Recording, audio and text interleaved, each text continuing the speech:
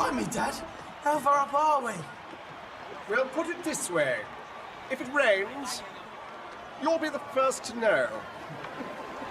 Father and I are in the minister's box. By personal invitation of Cornelius Fudge himself. Don't boast, Draco. There's no need with these people.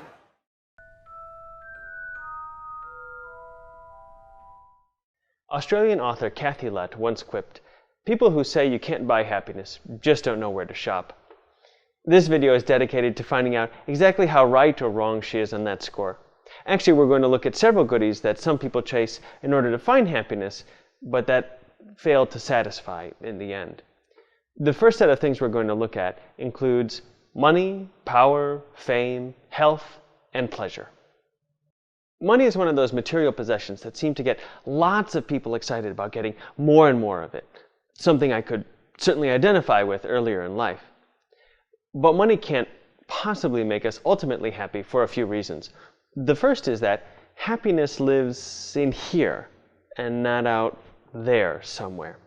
When people have happiness on the inside, well, it usually comes out with a smile.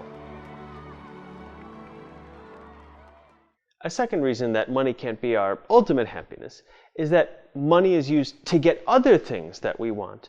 When we're generous with a friend, that can produce a nice feeling in us. Anything off the trolley, dears? No thanks. I'm all set. We'll take the lot. Sometimes even giving money to a total stranger can produce the warm and fuzzies here.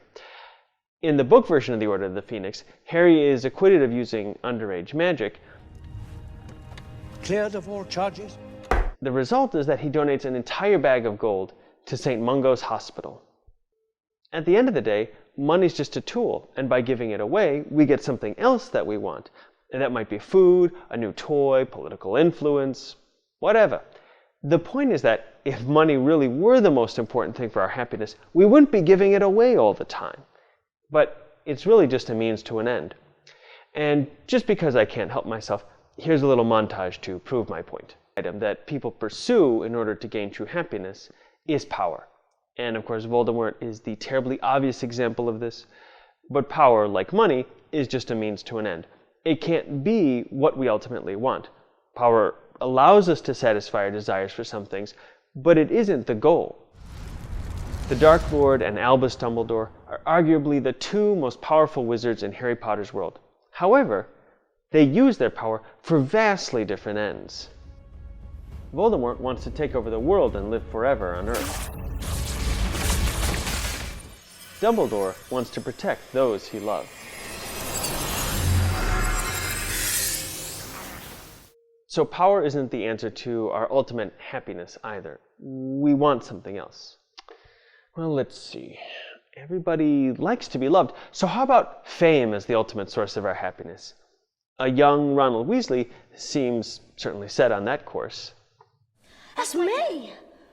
Only I'm head boy, and I'm holding the Quidditch cup. And bloody hell, I'm Quidditch captain too! I look good. However, fame, like money, is outside of a person, and happiness needs to be on the inside. Fame is actually in the one who's looking at the famous person. It's not in the famous person. All those giggling girls who follow Krum around think he's awesome and handsome and whatnot. But their thinking doesn't necessarily change anything inside of Krum. It doesn't necessarily make him happy. Plus, if fame can make us truly happy, then our happiness depends on something that someone else can take away from us whenever they want. We can't force others to give us their attention and their praise. Well, what about health? That is certainly something inside of us, and when we don't have it, we're generally not pleased about that fact. Brachiam. Emendo.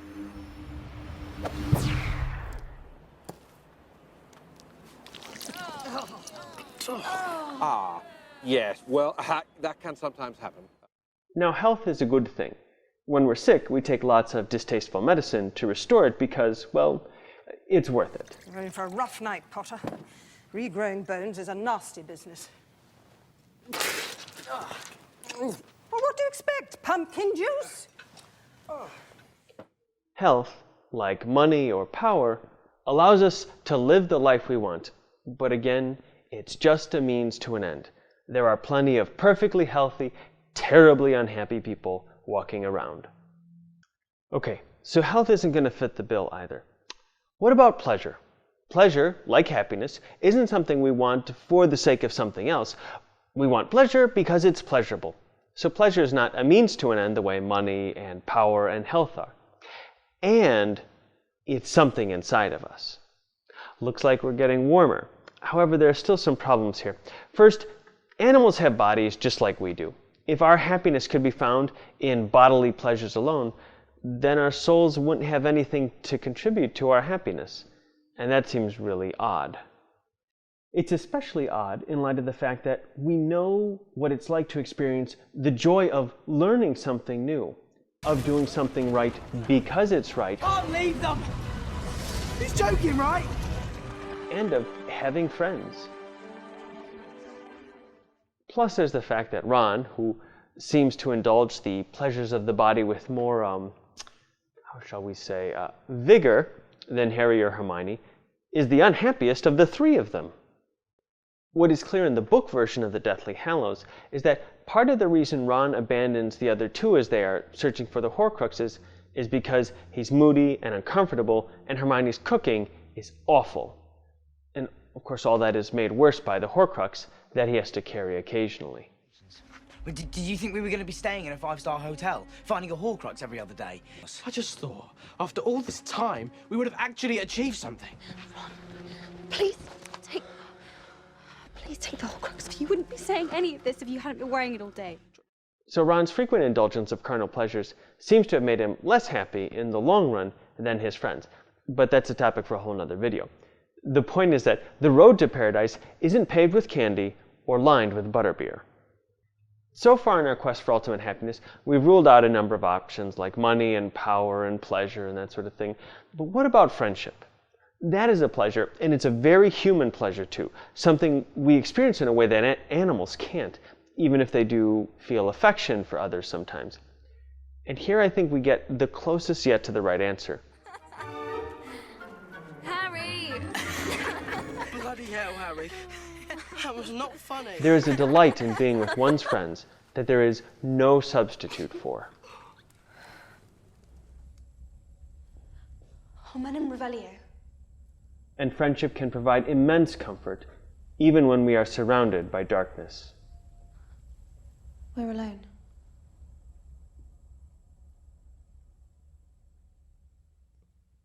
But even in friendship, there are reasons why it can't bring us perfect happiness. First, because friendships, human friendships at least, can end, either because friends fight. I saw you two the other night. Ron, that's nothing. Ron! Or because friends are mortal, and so they die.